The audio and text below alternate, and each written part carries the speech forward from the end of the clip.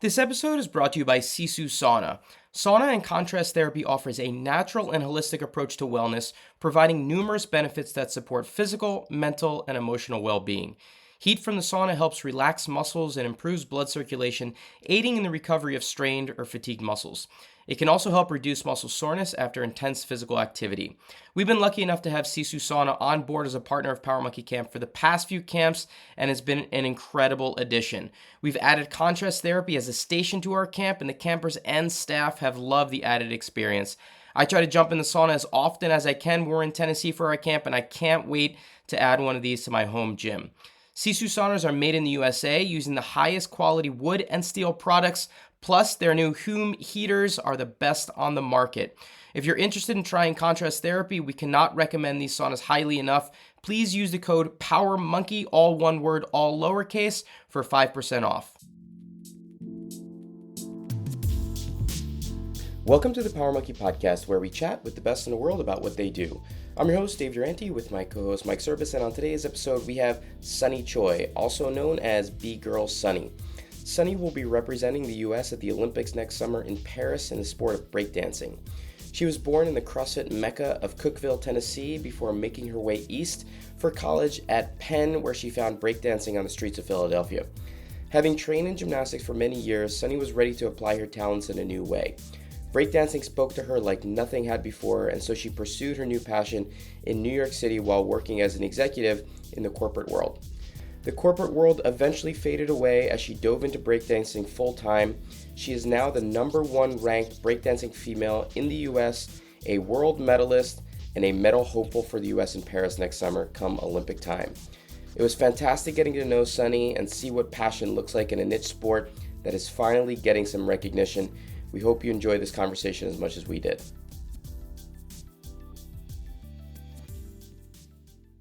Well, Sunny, thank you so much for taking the time to be with us today. How you doing? I'm doing pretty good. How about you? Pretty good. Is Sunny sufficient? Is that what you go by? Anything that you would prefer? Yeah. No, Sunny is the name I go by in dance and in life. Fantastic. Where are you based out of right now? I am in Queens and Flushing, New York. Amazing. How long have you been living? Me and my wife used to live in Queens, so it's holds a special place in our heart. How long have you been living out there? Oh, let's see. Well, I've been in Queens for about 11 years now. And that's actually the first place I moved to in New York. So All Queens right, this so whole you've time. been there a little while. You've seen the transformation over the years. We used to teach at a circus school in Long Island City, Circus Warehouse, that was right off the 7 train over there, and it's changed quite a bit every time we go back. Queens is a completely different world than it was a decade ago. But um, I wanted to ask you about where you actually were born, because that's something that's actually really interesting. You were born in Cookeville, Tennessee. Is that correct? Hmm. Yep. I was born in Cookville. Um, and that, honestly, I don't even remember too much about Cookville other than it was tiny. Um, my school was like literally in my backyard. And so all I knew of Cookville growing up, because I moved out when I was 7, is school and then gymnastics, which was at a local YMCA. And so that was kind of my entire childhood because I started gymnastics when I was 3. And then we moved to Kentucky when I was 7. Amazing. Well, we'll get into the gymnastics side in a second, but are you familiar with what Cookeville, Tennessee means to the CrossFit world? No, Not at all. This no, is not this at all. is What is so this it? is so great and refreshing for us because we're like in our pool of CrossFit all the time. We hardly ever get out. So yeah, I'll let Dave go into it. But Well, you're making us very happy right now, son. yeah. We host our Power Monkey Camp down the road in Crossville, Tennessee, which is about 30 miles down the road. But Cookeville is legendary now in the CrossFit space because 4-time champion, 6-time team champion Rich Froning lives in Cookeville, Tennessee, and it's where CrossFit Mayhem is, which is one of the most prominent and important CrossFit gyms in the entire world. And so it's kind of a mecca for CrossFit. Like, people go from all over the world to Cookeville, Tennessee just to work out. It's really one of these places that's legendary within the CrossFit space. It has a street. It's called Rich Froning Way. It's named after him. The gym's on it. It's gigantic. It's like, yeah, imagine any mecca of any sport, and that's what this has become in your birthplace. That's so crazy. I would never imagine because it was, I mean, in my head, I mean, I was tiny. In my head, it was just such a small little city and with nothing Still going is on. mostly just as that. That's funny. Fit That's Town cool. USA now. Fit Town USA. It is a very a very special place in our hearts too. We go there a few times a year, so we've probably seen Cookeville transform quite a bit since you were growing up there. And Yeah, Well, for sure. I'm sure it has. for me, it's kind of funny too. Like Sonny, you're saying you live in Queens, and like Dave was in Queens sort of when Power Monkey was starting, and we had never been to yep, Cookville or Crossville. You moved to Queens, and then we kind of move our business to Cookville, Crossville area. So you guys are have some different wavelength paths, even outside of the gymnastics background. So absolutely. cool to talk Well, about. on the gymnastics side, you did gymnastics for a long time prior to getting to Mhm. breakdancing. Was there aspirations to take gymnastics to the next level, like hopes of a collegiate career, hopes Mhm. of maybe making an Olympic team in the sport of gymnastics? Yeah, for sure. I actually started because I watched the 92 Olympics. And my mom tells me over and over, I pestered her for an entire month because I told her I wanted to win gold doing gymnastics. And so, from a really, really young age, I was in the gym with high hopes of being an Olympian. I did like all of the, what was it called? Like TOPS program or Yeah. Yep. something, POP. Yeah, so I did that when I was young. We moved to Kentucky and they had like recommended a gym for us to go to where they had a lot of good gymnasts. I was like, level 9, level 10, like pretty young. I was always the youngest girl on my team. Um, I think once I got ready to get into, I believe it was middle school, is when, we had a conversation of like, do we want to homeschool her and take this seriously and get her to that level, get her to be elite, go to the Olympics, or do we give her a normal life? So we decided at that point, like, let's just go through normal school. I stayed level 10 for like forever, like 5, 6 years, something like that. Mm. I signed to do gymnastics at Penn.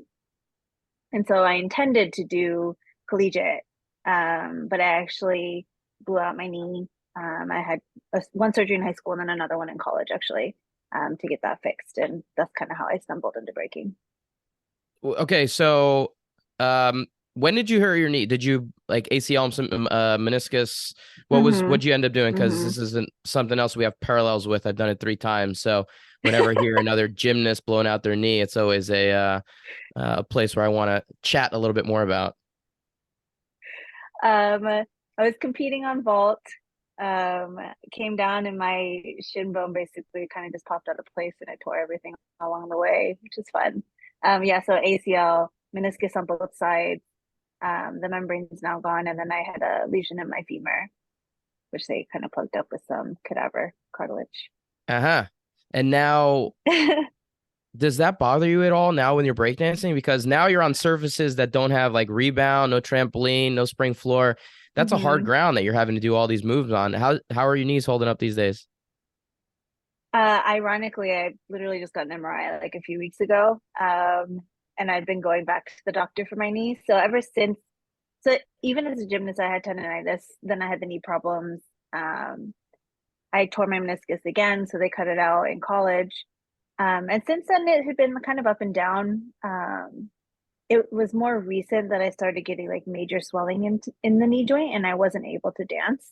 And so, I started lifting actually to help just get my strength around the knee area better. And, I was doing a lot of yoga at the time. I've been doing a lot of work around it to just manage the knee, but I wasn't really going to the doctor to get it checked. So I got it checked recently and I have a whole plethora of problems now that I'm dealing with. But yeah, it's definitely it went away for a bit, but it's come back. The good thing about breaking is we are close to the floor. So I'm not like doing a double back onto my legs on a hardwood floor because Unless I mean unless unless you're gravity. that would destroy Unless you're me. gravity.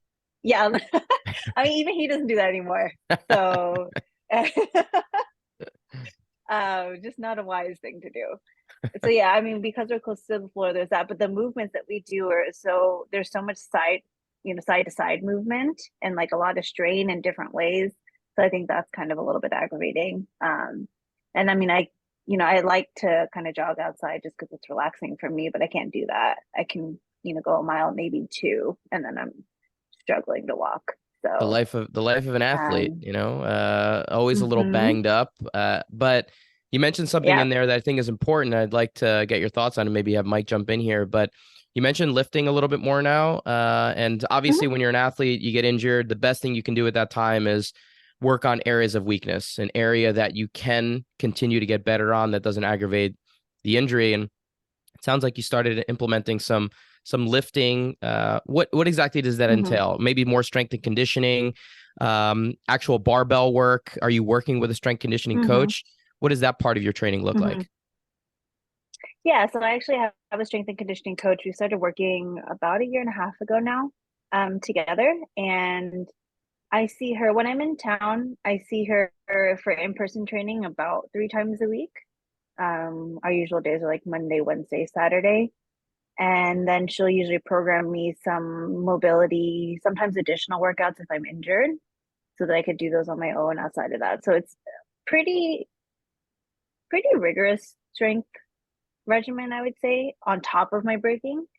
Um, and yeah, I mean, it's made a world of a difference for me. And I think, especially in our breaking world, not a ton of people do strength training outside of breaking. I think this is kind of like a new thing, where people are starting to cross train with it going to the Olympics, just because now it's like every little thing counts. Any little thing that's going to bump you up, whether it's the conditioning piece or whether it's, just being stronger, whatever it may be, all of that could count in the Olympics. Um, but yeah, what our training looks like though is it's a mix of conditioning and strength, just because in breaking we are using that conditioning piece a lot. The way that we do rounds is like really taxing on your nervous system. And so we're constantly doing that. And especially kind of leading up to events, we'll do a little bit more conditioning, less strength. In between, when I have like a bit more of a gap, we'll do more strength, a little less conditioning. And so I feel like there's a very kind of fluid approach to the way that or the way that she programs for me. That's good. That's good to hear because from a weightlifter, lifelong weightlifter, I've always seen value in strength and everything like that. And I had so many friends on the Olympic level that did a lot of other sports, and they were almost afraid to do anything other than whatever their routine was. So like swimmers would avoid dry land training at all possibilities, especially like strength training. And then, Dave can speak for gymnasts, Hmm. but for the longest time, there was a stigma on doing anything strength related because athletes would think that maybe they're going to get a little bit too heavy or bulky or stiff or anything Hmm. like that. But one of the beautiful things I think about knowledge being shared within the strength and kind of fitness community is that if you move well and you move in good ranges of motions and you're coupling that with whatever your discipline is, you can really kind of safeguard yourself and probably open up some new areas of capability. So I'm pretty curious from, let's say, like a year and a half ago when you started doing more of the strength training, what have you noticed the most as a difference, like feeling wise or performance wise? Um, I think the biggest thing actually is just confidence in my body. I used to go to events and just be like, well, I'm really tired. I'm not sure if I can trust my legs to get me through the next 3 rounds. So let me alter what my plan is for, Mm, the semis and the finals, just because my legs are like gassed out. I show up at events now and I'm like, oh, my body's going to be good. Like all the mhm, way through to the finals, I'm like, I feel good. And on top of that, it's not just that, but I stamina has always been a weakness of mine because the way that I break, I do use a lot of strength. I do a lot of like, especially for in our B girl world, like a lot more in terms of like mm, more dynamic stuff. So I gas out really quickly, and that's something that I'm noticing is much easier for me now when I go into battles. Is I know I can trust my lungs as well to be able to take me through the however many rounds I need to do. So those are two really big things. It's not even like I notice it actually even in specific movements, the differences in the way that I'm able to catch or the stability that I have. But I think the biggest thing really is the mental kind of peace of mind knowing like my body's ready to take this on. I love that. And it's something that we talk about now, as Mike mentioned, that looking back as a gymnast, that I wish I would have done more of, I wish I would have done more lower body stuff. Maybe we would have safeguarded my knees a little bit more, and maybe would have been better landings and more preparation for a lot of what we were doing tumbling wise. But, Mike is speaking highly of the weightlifting, but let's not forget that gymnastics has helped weightlifting too, Mike. And it goes both ways. But but it's this synergy of being able to bring in expertise from other sports to improve what you're doing. And it's something we've noticed in the CrossFit and functional fitness space has been just tremendously important for the next generation of athletes to say, hey, you probably should be doing some deadlifting and some squatting, even though all you're doing is rebounding and punching and blocking and doing gymnastics bodyweight movements. And so we've been trying to impress that on the gymnastics world as well. But aside from strength conditioning, now that breakdancing is part of the Olympics, which is super exciting to see for Paris, and I know it's going to be a really fun sport to watch, are there things that you started to implement in the same way maybe an Olympic athlete might improve their nutrition or their sleep habits or working with a sports psychologist? Have you looked at other areas of improvement now, as opposed to just saying, I need to be training more to prep for what's happening next summer? Have you started to really look at other facets of being a more well-rounded athlete? Yeah, 100%. I mean, diet and nutrition has always been something I've been interested in. I'm a foodie, like through and through. Before my Instagram had to turn into like my brand, it was just pictures of food. I don't even think my face was on it. What's a diet look like for you? Aside from just being a foodie and enjoying food, what does that look like? Well, so actually, over the years, I've kind of developed a diet that I find that works for me. So I've cut out meat. I still eat fish. I'm actually lactose intolerant, but I do have dairy in my diet. I just have to be very specific about what kinds of dairy that is. Though I find that dairy isn't the most helpful. I do love food, and so that's the one thing I don't want to give up. But yeah, so no meat. But again, eggs, fish, dairy, fine. I don't usually do refined carbs unless, like quote unquote cheat days, which I don't really believe in cheat days either. I just believe that there should be balance in general. So it's not like, I'm eating clean Monday through Saturday and Sunday's my cheat day. It's like there are days when I'm like, I just really need a piece of cake. So like last night on Uber Eats, I go and order 3 pieces of cake. Take a couple bites of each one. But yeah, so normally I don't do refined carbs and I don't do any refined sugar either. I find sugar my body just doesn't really deal well with. And then same with, carbs in general, specifically gluten, my body doesn't do great with. However, I think complex carbs are good for you. So I'll do whole grain if I am going to do that, generally speaking. But yeah, those are my typical dietary restrictions. Within that, though, I feel like I eat a lot of I do find ways to eat like comfort foods. So like I'll eat loaded nachos pretty often because it's delicious. But I'll add in some vegan protein and put it with some like fresh salsa and some guac and stuff. So I get a little bit of stuff there. A lot of when I eat pasta, I do chickpea pasta because that's pretty high protein. And throw in some, again, vegan protein. So I love it. Are you cooking mostly for yourself? I mean, New York is not really the kind of city where there's a lot of people cooking, or do you go out quite a bit? I actually really enjoy cooking. So as long as I have the mental space, I prefer to cook over going out. Just because I know what's going in my food. And especially I think as an athlete, that's really important. So Mike is heading to New York tomorrow to go pick up his beautiful wife, Marie. Restaurant in New York. Give me one restaurant that you'd recommend Mike going to check out while he's in town. Ooh. Let's see. You're gonna be in Queens. He's gonna be in Manhattan, but I'll be closer to Brooklyn. I'll be just over the bridge from Williamsburg. Oh, darn. Because in Queens, I was gonna say there's this taco spot, Coachella and Garnacha, that I go to all the time. It's so good. They do this crispy cheese shell on the taco. It's delicious. If you're gonna be in city, there's a vegan spot called Avant Garden if you're into vegan. My wife is. It's like a place where you won't miss the meat. Okay. And so that's what's really good. And they have these very gourmet toasts. Like I Oh. can't describe it. It's just amazing. All right.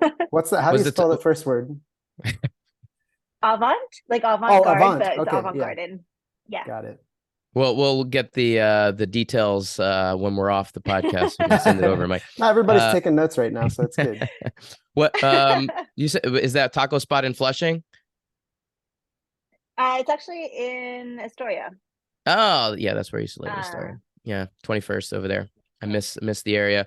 Are you a Mets fan at all? Living in Queens?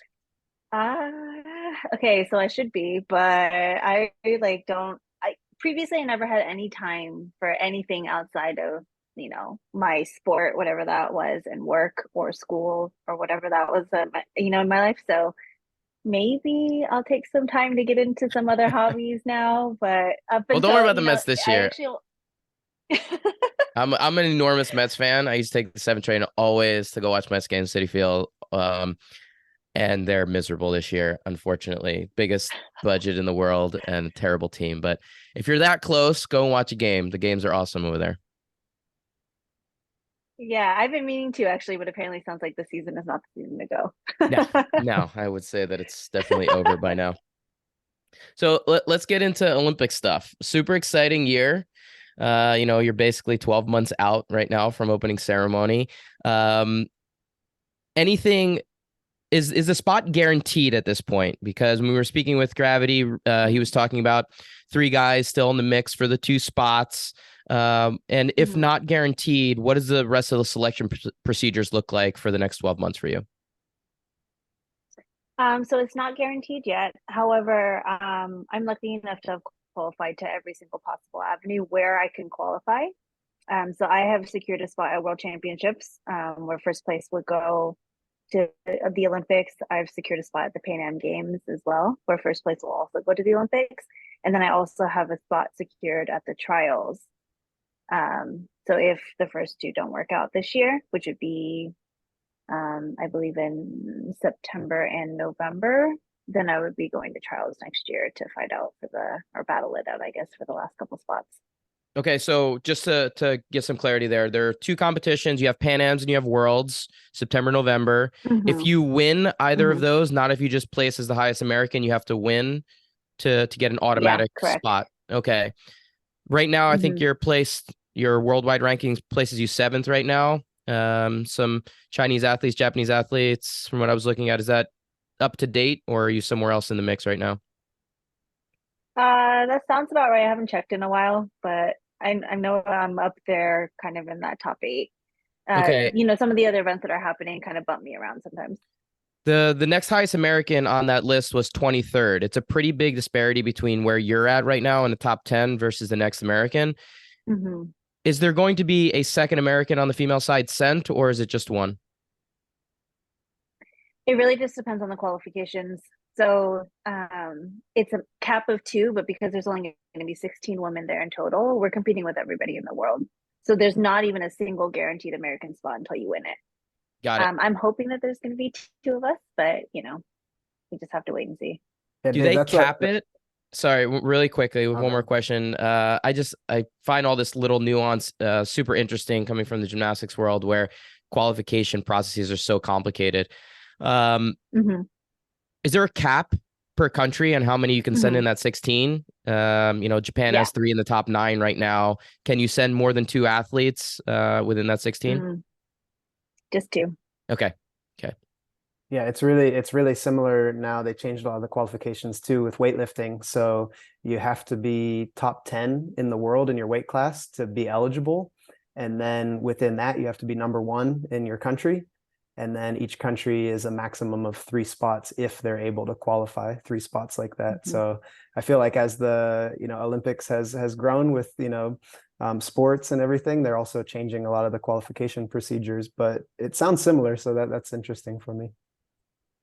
Yeah, Now, it does sound kind of similar. yeah, go for it. Anything else you want to mention about selection procedures? You happy with how the process is? It's super convoluted and it's the first time. So, I mean, everyone's using the metaphor of the plane as you're flying it. It definitely feels like that. So, I mean, it's challenging because even some of the rules have changed, mid season, quote unquote. We don't even really have this concept of seasons down yet. So, in breaking in the past, it's always been battle year round. And so, yeah, it's been challenging because, some of the rules will change, and all of a sudden your strategy as to how you're going to approach the Olympics completely changes.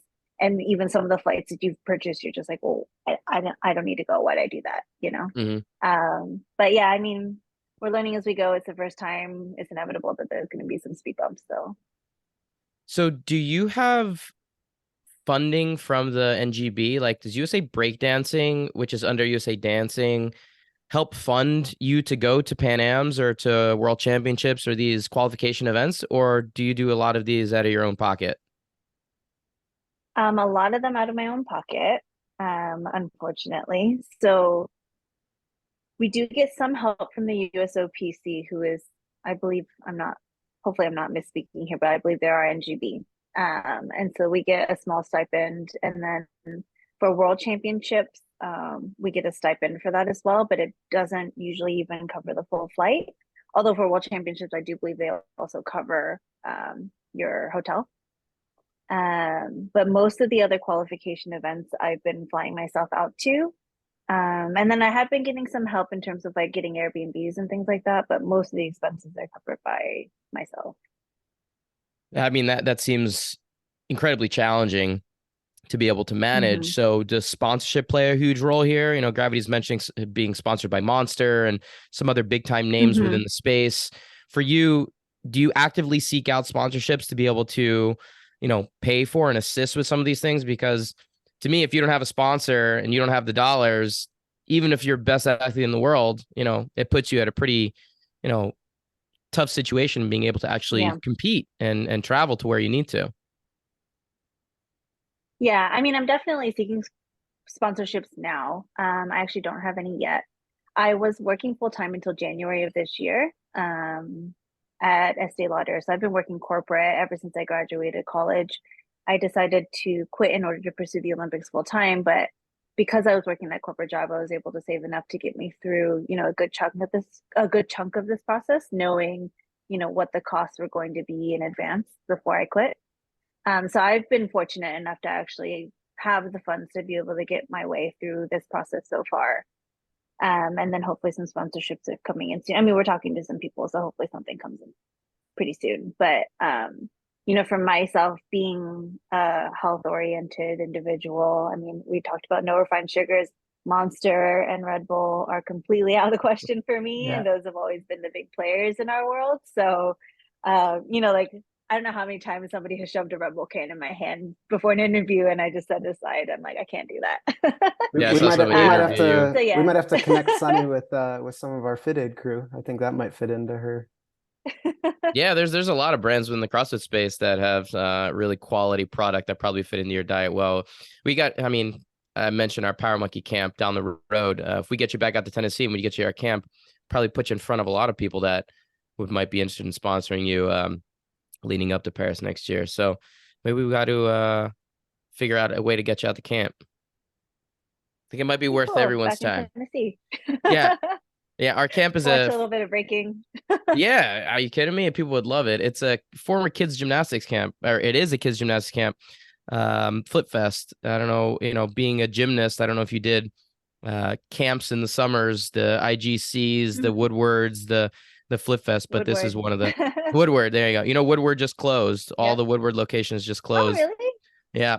Oh, that's sad. Yeah. Well, the gymnastics side of Woodward closed, so there's no more gymnastics at Woodward locations. They're all kind of X Games sports now. But Flip Fest is one of the top ones in the country, and it's right down the block for where you grew up. So maybe we can get you out at some point and get you in front of some people that can help you pave that way and pay that way out to Paris next summer. Yeah, that'd be super fun. Judging. I feel like oh, sorry, go ahead. No, go ahead. This was a big conversation piece when we had Gravity on recently, the judging system. And this to me seems incredibly convoluted. Like, I know that, gymnastics is convoluted. If you follow it at all, we change the scoring system every 4 years. And even within the quad, we're always changing the rules and, trying to make things a little bit more, I don't know, maybe less convoluted, but it doesn't really always happen. But what's in place right now with breakdancing seems to be very, very subjective, to the point where who you know seems to be almost more important than what you can do out there. But I'm curious, again, from an athlete's perspective, if you think it's sufficient to be able to not only find the best athlete, but also what I think is equally important, to convey what's going on to the everyday viewer. Because for gymnastics, that's always been our biggest challenge. Having someone watch and be like, not only, wow, fireworks, really cool, really impressive, but what is exactly going on? This level of comparison and knowing what's going on is critical. Do you think that the way the scoring system right now is sufficient, being able to do those two things, find the right athlete and convey what's going on to the audience? I think a scoring system, if this scoring system was implemented perfectly, which nothing is ever implemented perfectly, right? In theory, these things could fall together, could fall in place. In actuality, that's not happening. I do think that some of the foundations of the judging system are great. So because breaking, you're battling, having a comparative system, while some people feel it's subjective, I don't think that there's really any other way to go about that. Because unlike gymnastics, you can't perform something perfectly.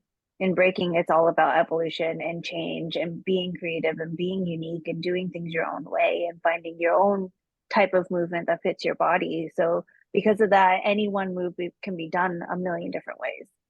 And so that comparative system makes sense for what we do, because, you know, at the end of the day, your eye is naturally going to compare you to the person that you're on stage with because you're battling them. And that's kind of the only way to say if someone does something better than the other, right? Because they could do the same move and they'll look very, very different. And you can't say, well, this one's a 10 and this one's an 8, you know, just because somebody did a different variation of it.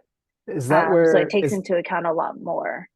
Sunny, I was just because we were going over some of the areas of judging, and so in that case, like, let's say, you know, two people are in a battle and they do throw similar skills or moves, but is that where, let's say, like, connection to the music or their connection to the audience, or like kind of that showmanship side of things, like that's where the it is subjective, but like most everybody will see, like, no, they hit that way harder. Like maybe even let's say you hit something, but just the expression you have on your face and the timing within the routine is like so much more powerful than maybe your opponent hit it like insane, but it just didn't quite fit the same way. Is that a little bit how it works out?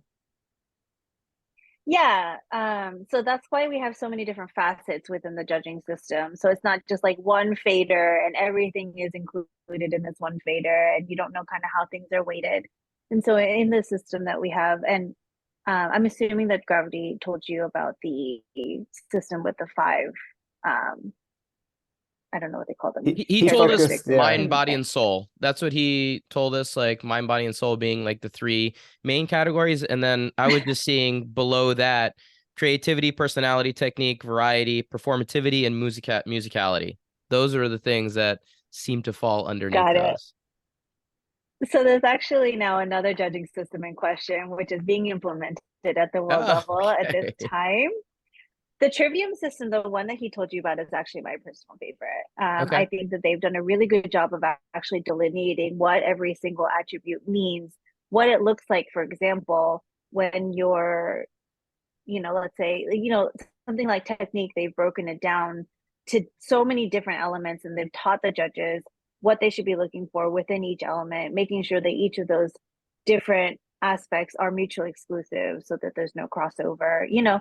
I think they've done a really good job of making sure that that system is as objective as can be. And they also do like bias training. So trying to get rid of some of the bias, what I don't know what the plural form of that word is, but whatever that is, that the judges may have in order for them. Yeah, I was going to say that and I was like, I'm not sure if that's correct. So trying to get rid of those so that they can be a little bit more fair as they're judging, because within breaking, you also have such a wide range of styles that people do. And so you'll have some people who favor dancers who maybe are a little bit more musical over people who are more kind of technical or do things that are more physically demanding. And so, some part of that training within the trivium system is recognizing your own biases, let's use that word, and then learning how to combat those. And so, that system I actually thought was a really great one. This new one, I think, just doesn't have enough, or from what I'm seeing, enough definition around what everything means and what the judges should be looking for. I do believe, and from what I've heard, a lot of the judges who have judged in Trivium and are already certified kind of use that as a lens for how they approach this new judging system anyway. And so it's actually quite similar. But I mean, I do think overall they do a pretty good job of kind of encompassing our dance and have created a system that actually looks at it pretty holistically. I mean, it is hard because at the end of the day, it's not just, like who does this perfect. It's like there's creativity involved. It's an art form. How do you really judge art? And so, yes, there's some subjectivity, but I think they've done the best that they can within that to make it fair. Is the new scoring system the B score? Is that I'm seeing this as actually, I don't just know the the top name of rock, it. I would footwork, have to look it freezes, up. power moves, transitions, and other. No, it's not that one. It's a system. I think there's 5 different aspects, and I know musicality is about 20% of it. Okay. I believe technique is 20%. So there's 5 different categories, and I can't think of the other 3. I think vocabulary might be one of them. One of the things I do like about the newer system actually is that musicality is weighted heavier, because I do think that that's really important for us. But otherwise, it's just like, for me, it's a little bit murky, and I think for a lot of people who have sat in on, their meetings and stuff have not really gotten the clarity that they're looking for. Does the musicality side? Yeah, Oh, that's really interesting. Does that come naturally to you? I feel like gymnasts were always looked at as, like, in the breakdancing world, as being like completely contrary to what breakdancing is. We're way too formal, we're way too precise. It's about lines, it's about precision, and breakdancing is basically about flow and complete opposite of what gymnastics is. Yeah. And you did 15 years of gymnastics. That's probably a strength of yours, being able to be acrobatic out there. How does the musicality side fit in for you? Do you feel like that's something that came naturally, or something you had to actually spend additional time on? That was really, really difficult for me. I think I looked like a robot for a very long time, going out there and just like doing my moves and trying to dance. But a lot of it was just me getting in my own head more than anything else. As a gymnast, you're not really like expressing yourself creatively. You're not trying to go out there and do a back handspring in a special way that makes it unique to you. You're trying to be as efficient as possible with your movements. And in breaking, I mean, yes, there's some efficiency involved, but in general, like, you're trying to make it cool and unique in your own. And even then it's like, and then also do it to the music. So just this whole idea of just like creative expression and like working with the music. I mean, so we don't know the song that's going to come on, right? So once it turns on, you start moving. And especially if that song is not a good song, makes it challenging to like really get in it and like let it flow. So yeah, I mean, I feel like it wasn't until the last couple of years where I really been able to compete and like lock into the music and move with it, as opposed to like forcing my movements to it, if that makes sense. Well, it seems like improv is like a huge part of this, like being able to on the spot come up with something unique. Again, totally different than gymnastics. It's just repetition, like the same thing over and over again until your body takes over and you don't have to think about what's going on. Do you ever spend time in the improv world or the acting world or the performance world to be able to feel more natural up on a stage like that? I haven't actually. I've never even considered that. I find it to be so scary already to just dance. I can't even imagine trying to act. I feel like I would be terrified starting all over again. But yeah, improv is definitely a huge part of what we do. I mean, in different countries, people freestyle more or less. I would say Americans are known for freestyling a little bit more. When you get to, like some of these like Japanese breakers or, some of the other countries in Europe as well, some of them are actually kind of choreographing their sets from top to bottom. And so it is a little bit more like gymnastics, where they actually have this kind of standard of what their round is to them when it's perfect. Whereas we go out there and we kind of leave some of it up to chance, and some of it is practice, because I'll plan like one or two kind of more technically difficult movements that I want to make sure that I incorporate for that contrast. And even then, sometimes I plan it and then I just don't do it. But most of the time I do it. But yeah, so I mean, there is some range, but it's definitely really important to kind of the core of what breaking is. How do you choreograph something that has to be to music that you don't know? Like if the music is unknown, how do you plan out a routine that, needs to be onto a beat? Well, you can usually you can tell, like Okay. when somebody is like dancing to the music versus like really with it. And you can kind of see in the way somebody grooves, whether they're dancing to the beat that's playing or just you could turn anything on and it would look the same. Sometimes though, I think the way people kind of get around that also is you break your whole round up into smaller chunks, into something like we would call like small sets or combos. And so then it gives you a little leeway in between those to like, tweak something at the end of one, freestyle a little bit before going into your next one. So it does look like you're interacting with the music a bit more. But I mean, I don't know how many times I get up on that stage and I just am battling someone, their eyes are completely glazed over. Like they don't exist. They're just going through those routines that they practice like 400 times. Do you think that's a strength for the Americans, that, or from your perspective, that you're able to do that a little bit more, be on the music, be in the moment, be able to interact with the audience a little bit more? Or do you feel like you're playing a little bit of catch up with some of the acrobatics that the rest of the world is performing right now? I think it's a strength for sure, but it also comes with risk. For example, the music sucks.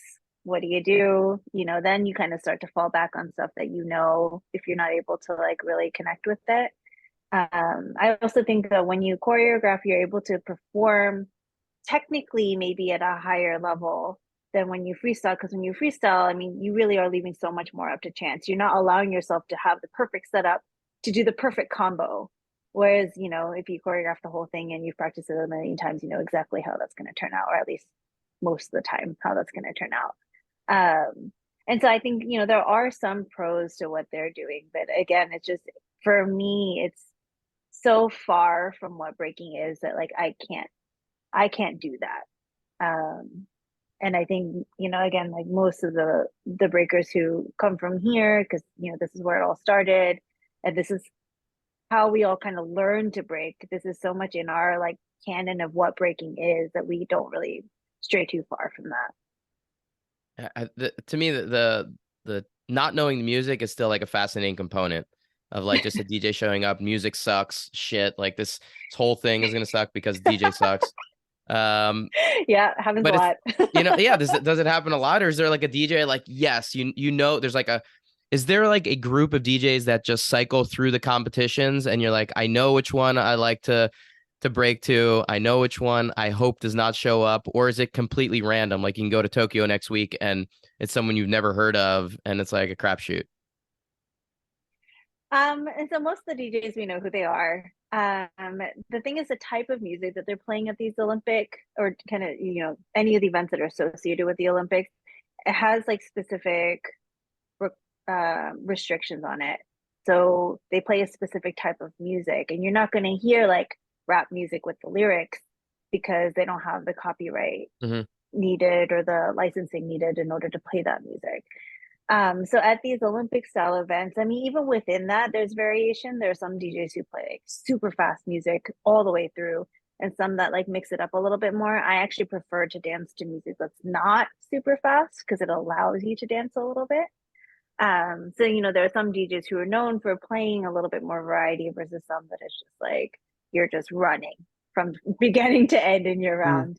At the local events though, you're going to have DJs who are playing much more variety and more of the music that like I prefer to dance to. So there's DJ Flag, who whenever he's DJing a jam locally, I try to make it out to those jams. And I always I always go to those jams and I'm like, no, I'm not going to battle. And then the second he starts playing music, I'm like, oh, I want to battle, because it just gets me in that mode. I'm like, oh, I really want to dance. Like, I really want to groove to this. So yeah, there are definitely some that are, I think, especially when you kind of get up to the top and you start listening to all the DJs from around the world, you definitely kind of recognize who plays what and who's known for what, and you start to follow them a bit more. So, Sunny, when you're training, do you have like mixes from some of the DJs that you Mm-hmm. play? Like, do they have SoundCloud accounts or something where you're like, I'm just going to toss this on Mm-hmm. and kind of get a mixture of what's out there? Yeah, 100%. I typically am listening to like pretty long mixtapes on SoundCloud. Hmm. I feel like back in the day, people used to do individual songs, but that gap is killer when you're at practice in between the songs. And so, yeah, I try to get longer mixes so you can just let them run. Hmm. I don't tend to practice to the music that I have to battle to, just because, to be quite frank, I'm not a huge fan of the beats that we have to battle to. Got it. They feel a little bit soulless to me. I mean, they're working on it. Honestly, it's gotten a lot better. But when you just can't play the music that the artists are like producing themselves, and Mm. you're having these kind of more manufactured beats at these events, it doesn't feel the same. That makes sense. I'm curious too, because Gravity was saying like a lot of your sets are when you're competing are about 30 seconds, right? 30 to 45 seconds. Depends on who you're talking to. Okay, all right. I And would say Miguel's tend to be on the shorter side. Mine tend to be on the shorter side, but I would say, especially with like what I'm seeing with the B girls out there, I mean, people are like running into a minute nowadays, which is okay. crazy to me. Yeah, he was explaining, yeah, just how, and like you said, even at the beginning, it's such a it hits your nervous system like crazy. I mean, if you're going, especially you said there's a Mm-hmm. fast DJ and you're sprinting for 30 to 60 Mm-hmm. seconds, like that's insane. Do you do like longer? He was explaining a little bit how he trains throughout the day, and he said he'll basically Mm-hmm. put on a 3-minute song and just go for a whole 3-minute interval to try and kind Mm-hmm. of up his cardio capacity, I guess. What's a typical training day look like for you? Oh, he's wild. I could never do that. Um, so I rely very heavily on my conditioning with my strength coach for Hmm. that. Just because I think that there's a pretty high risk of injury when you're, Okay. dancing when you're tired.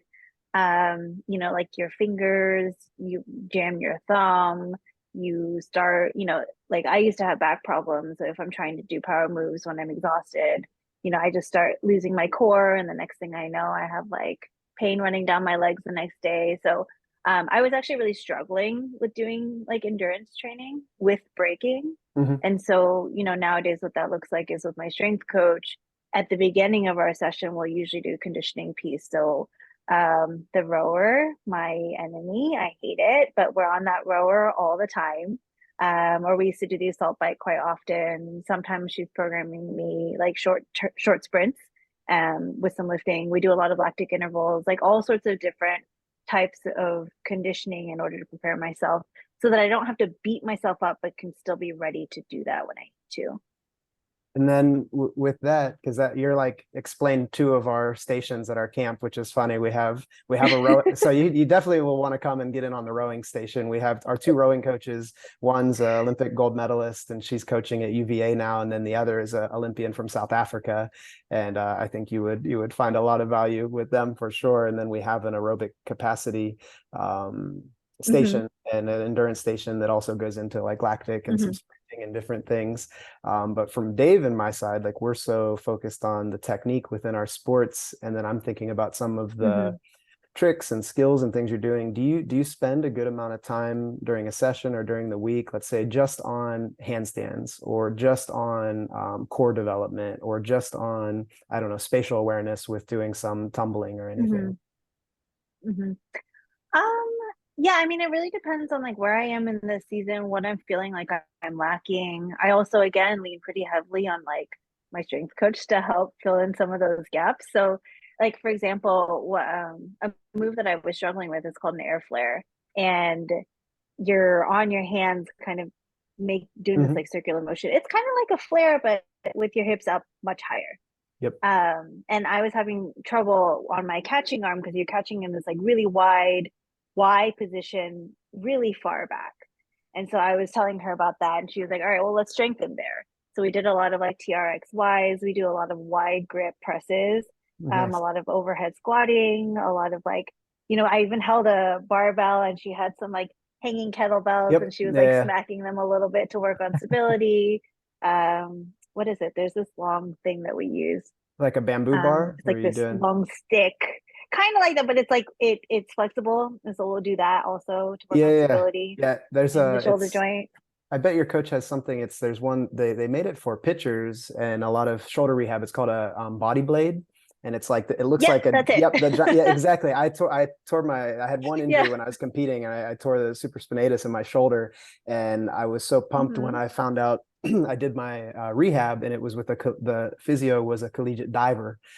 So they were really aware of shoulder position and what you need to do. And they gave me this body blade, and they're like, buy one and use it every day. And your shoulders will be so much better. And that's awesome. Might get sponsored Yeah. by Body So Blade I'm too, not, by yeah, the way. there's not a plug or a sponsor, but if anybody from Body Blade is listening and they would like to reach out, you can email any of us to talk about it. And also Sunny, she's looking for some more partnerships. that's so What are funny. you looking forward to heading to Paris? Like, give me like top 3 things that, as an Olympian, you're really looking forward to when you get to Paris. When I get to Paris, I think one of them is probably going to be the opening ceremonies. Yeah. So I've heard that like there's going to be boats going down. So the athletes are moving through on the actual river Oh, past the whoa, that's crowd. cool. Yeah, I think Yeah. they've And been so doing I a think big that's push going to to be clean. super epic. Yeah, that's really interesting. That'll be They've been doing a amazing. big push to clean the river up, so I'm guessing that's why. That's been like all the news lately in Europe. I live with my wife in Germany right now, and that's actually been popping up on the news a lot. Oh, that's funny. Just in case any Olympians fall in the river, right? Exactly. Yeah, you don't want to get, yeah, then you get some weird mutation or disease Yeah, right before you have to like compete. extra fingers and Maybe that helps with the flares. So What else? Any other sports you want to um, see? I definitely want to see gymnastics. I mean, how could I not, right? And then Especially with now that Simone Simone coming Biles, back. Yeah, I know. exactly. Simone coming back. I was in Chicago over the weekend where she was competing, and so we showed up to the venue, and that competition was Core Classic, which is kind of the preparation for a national championship, is coming up in a couple of weeks. And they said last year they had like a couple hundred people show up to the competition, maybe a couple for the men's, and like almost nobody shows up. For the women, they were having trouble selling tickets. They said as soon as Simone announced that she was coming back to compete, all tickets sold out. Cheapest ticket was like $500, like $1,000 tickets to go and sit close by. She's a phenomenon. Like, what her coming back has transformed Yeah. the next year in terms of what USA Gymnastics can hope for, and what Team USA in general can hope for at the Olympic Games. Nike just signed on board to be the sponsor for for USA Gymnastics for the first time ever. The girl is just a freaking superstar. So watching Simone is like a Michael Jordan moment. Like, where were you when you got to see Simone compete? Yeah, absolutely. Yeah, she's incredible. And then number 3, I think it's just kind of being there as the whole breaking event unfolds. I think it's just going to be really incredible. Tickets sold out super fast, so I think the energy in there is going to be really cool. Nobody I know got tickets because they were all already sold out, but that's okay. Secondhand market for those tickets. It could be expensive, but worth trying to figure out. Sunny, have you ever? So, I mean, I think that's. Oh, sorry. Go ahead. I was just curious if you've ever competed in France or in Paris. Have you ever battled there? Oh yeah, Paris is a really big scene, so I've been there numerous times. In terms of like breaking, they've always had a really big scene. They've always supported people. They've always actually flown a lot of people in to compete. Awesome. In France, because they have pretty good government support for the dance. So yeah, they were lucky enough. A lot of us, like back in the day, would start our kind of international careers in France. because those organizers were always looking for up and coming talent and had the money to actually fly them out. Oh, that's good to hear. Now, Yeah. you didn't get to represent United States in gymnastics, but wearing red, white, and blue is, something that all of us really take pride in Power Monkey team, the people that did get to compete at a Pan Am's or an Olympic Games or anything like World Championships. Does representing USA, is that something special to you? I mean, obviously going to the Olympics, but does being able to represent the country a part of this experience, being able to say, wow, I get to represent 330 million people and doing it on that stage, it's something that I can check off and say, lifelong experience, maybe not in gymnastics, but I finally get to do this. Oh yeah, definitely. And it's what's interesting is actually initially I kind of struggled with it conceptually. Just being an Asian American and always kind of living my life having felt like I didn't really fit in anywhere. Putting on the red, white, and blue felt like very strange to me. And also the fact that, in America we have a lot of different opinions and a lot of different people here. So the thought of representing an entire nation of people that were so different from each other was just like, I just couldn't wrap my head around it until I kind of, I went to the camps and like started feeling the energy around what it really means to put that jersey on or put that uniform on. And started having some more conversations around it. And I think what I've come to learn is one of the beautiful things is that sport transcends all of those differences. And for once, people come together for one thing, for one cause. And to be there at the forefront of it, to kind of be a symbol of that is a really, really amazing thing. And it's an honor to be able to do that. So, today, the way that I look at it is so different from how I looked at it even just about a year and a half ago. And I'm looking forward to it, and hopefully I'm able to do that. Well, we can't watch. I can't wait to watch. It's going to be exciting for us too. And now that we know a couple of the breakers that are going to be heading out to Paris, we're hoping to be there in person to be able to cheer you guys on. But if we have to watch on TV, you know that you got a whole Power Monkey team supporting you guys when you're out there next summer. Yeah, for sure. I would. Hopefully you guys do get to go out there. So fingers crossed if we come across extra tickets. Without a doubt, I try to get to as many Olympics as I can. It's one of those things that if you haven't been to Olympic Games, put it on your bucket list. It's a absolutely phenomenal experience, especially if the city does a good job. If the city pulls off a great games, London was amazing. Beijing for us, just because, it was the one where we were a part of a team. It was a special one. If the city does a good job, which I'm anticipating Paris doing, it's like no other. It's something you'll remember for the rest of your lives. So I hope you have an amazing experience out there. But I actually have a couple additional questions before you get you out of here. Is that cool? Like, one, yeah. we kind of talked about this a little bit with Gravity, but apparel, like for what you wear out there, like it seems like everybody's in something different. You hear apparel of like breakdancers, like tracksuits, Adidas tracksuits, and rip away pants, and like these things from like the 70s and 80s that like are iconic when it comes to breakdancing. But are you going to be in a uniform? Is there something specific that you're going to have to wear? And what about footwear as well? Are there like certain shoes like, hey, we're sponsored by Nike, you got to wear, whatever XYZ shoe because we're sponsored by them? How does the apparel work with regards to what you're normally used to doing versus what is going to be expected of you when you get to Paris? So my understanding is Nike does outfit the Americans, and so I'm assuming that it will be Nike. However, I believe it's going to be something like skate, where they had a whole wardrobe of different outfits. So it's not that everybody looked the same. They actually had different types of pieces that would work for the different athletes so that they could pick from it and wear something that actually felt like something they would normally wear. I would be pretty annoyed if somebody told me I had to wear a top to bottom tracksuit, because that is absolutely not what I would ever wear. And I would just not feel cool in it. I mean, maybe it'll look cool, but I just wouldn't feel cool. It's too gymnasticy for me. The top and bottom was like, when you're walking in as a team in your tracksuit and then you wear it on the podium. I don't really want to go back there as a breaker now.